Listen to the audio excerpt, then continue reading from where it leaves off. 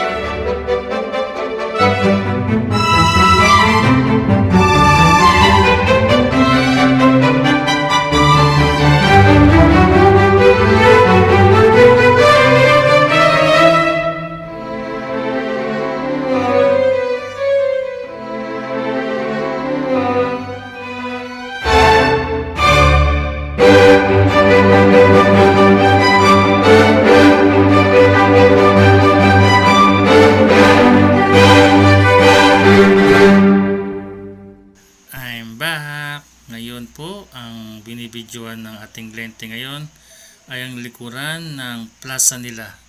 Ito yung pinakadulo, yung cover court. Yung sa bandang unahan yan, yung nilikuan natin kanina, doon po yung plaza. Minsan doon nagkakaroon ng baseball yung mga karamihan mga tao dito. Nung nandito ako noon, talagang baseball ang ginagawa nila dyan sa plaza na yan. Ngayon, umikot tayo dito sa likod. Papunta po tayo sa munisipyo ng Nasugbu. Itong way po na to. Pinadalan ko lang muna yung tricycle. Yan po ang magandang munisipyo ng Nasugbu, Batangas. Check it out mga kangod. Kung gaano kalinis din ang lugar dito sa Nasugbu, Batangas. Yan, no? Hindi na tayo mapasok kasi wala namang office hours ngayon, kaya hindi na natin siya iikutan sa loob. Susulip lang tayo. Sana kaya din naman magpaalam. Ayan, may guardia doon sa dulo. Pero so far makita mo dito ang ganda ng kanilang munisipyo, pamahalaang bayan ng Nasugbu. Dito lang sa paligid nito, hiwa-hiwalay lang siya, may mga iba pang agency dito sa gilid-gilid dito. Kaya pag napunta ka sa town proper ng Nasugbu, hindi ka taga mahirapan hagilapin ng kanilang munisipyo. Ayan. Yan ang McDo. Beke naman, McDo, beke naman. May mga fire truck dito sa gilid ng kanilang munisipyo. At doon, itong way na diyadan natin, kung didiretso tayo dyan, tatagos tayo dyan ng Kabyang Tunnel. Pero hindi naman yan ang takal natin ngayon, ang Nasugbu lang. Ayan po ang ang katedral nilang simbahan. Dito, natutuwa ako dito noon. Minsan nakapasok na rin ako dyan talagang yung pare medyo stricto talaga siya kung paano siya mangaral. Nakita niyo yung ganda ng paligid ng kanilang katedral. Isa lang sa natanda ko sinabi ng pare dyan noon, na kung ikaw aatin ng simbahan, be sure, unang pagbasa, pangalawang pagbasa, dapat maatinan mo. Hindi yung darating ka lang doon para kang bisita lang, tapos hindi pa naka-proper attire, diba? Tama naman yung sermon ng pare. Usually dapat pag-ating ka ng simbahan, dapat maging proper kasi ang karap mo nun ay si Lord Jesus Christ. So dapat maging maayos ang pananamit natin. Kung sa ibang bagay nga, maayos ang pananamit natin sa pagharap pa kayo sa Panginoon, diba?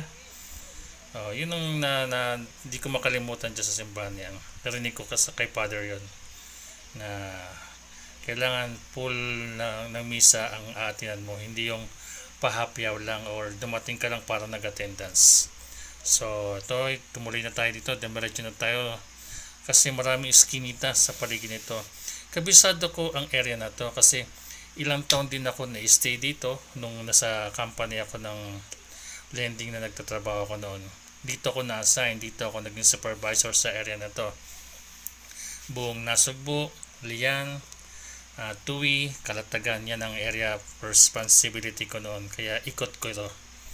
Medyo familiar pero kasi almost 2 decades na rin akong hindi nakakagawi dito at nawala na rin sa trabaho na yun. Kaya medyo maraming ang pinagbago.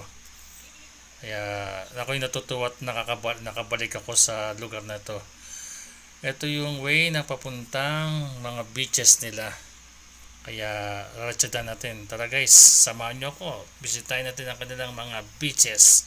Let's go!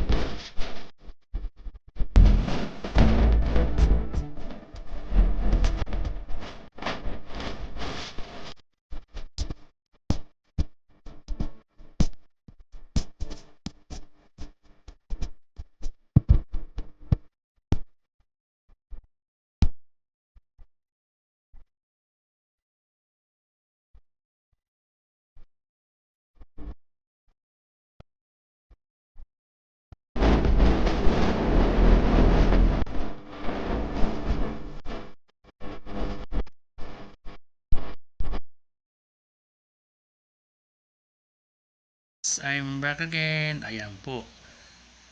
Pinasok ko na yung motor ko sa buhangin para makita nyo yung ganda ng karagatan dito sa Nasugbo. So guys, ma-notice nyo na napakalinis ng buhangin kasi yan ang ginagawa ng mga residente dito, ang maglinis ng kanilang seashore kapag hindi seasonal. So paano guys, hanggang dito na lang ang aking video.